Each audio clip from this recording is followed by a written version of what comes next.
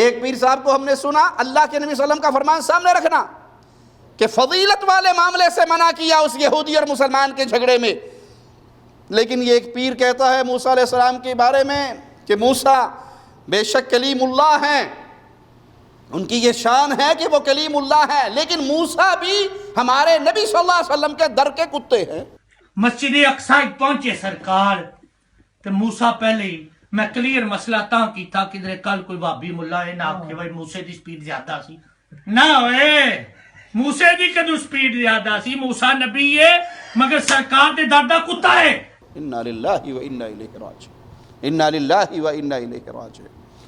یہ جاہلوں کا ٹولہ اور جاہل ان کے امام اور ان کے پیر جن کو شرم نہیں آتی کہ ہم انبیاء کی توہین کرتے ہیں، اولیاء کی توہین کرتے ہیں،